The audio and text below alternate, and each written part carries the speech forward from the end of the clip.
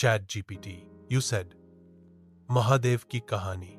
ChatGPT said, चलिए मैं आपको महादेव, भगवान शिव की कुछ प्रमुख कहानियां सुनाता हूं. भगवान शिव को भोलेनाथ, महादेव, शंकर, रुद्र आदि अनेक नामों से जाना जाता है.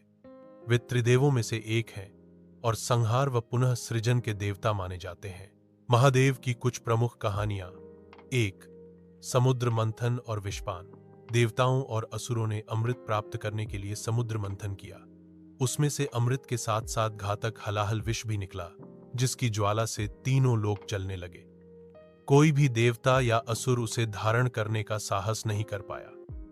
तब भगवान शिव ने सभी के कल्याण के लिए उस विष को अपने कंठ में धारण कर लिया. उनके कंठ से नीली आभा फैलने लगी और वे नीलकंठ कहलाए. 2.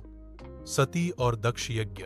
भगवान शिव की पत्नी सती अपने पिता दक्ष के यज्ञ में बिना बुलाए पहुंची. वहां शिव का अपमान हुआ, जिसे सती सह नहीं सकी और योगाग्नि में स्वयं को भस्म कर दिया.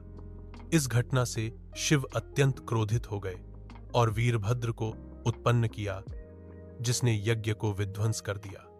बाद में सती का पुनर्जन्म पार्वती के रूप में हुआ और उन्होंने शिव को पुनः पति रूप में प्राप्त किया.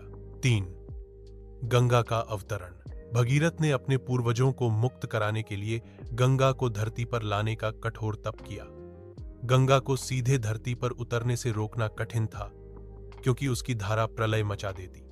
तब भगवान शिव ने गंगा को अपनी जटाओं में रोक लिया और धीरे धीरे उसकी धारा को पृथ्वी पर प्रवाहित किया. इस कारण गंगा को भागीरथी और शिव जटा से निकली भी कहा जाता है. 4. अर्धनारीश्वर.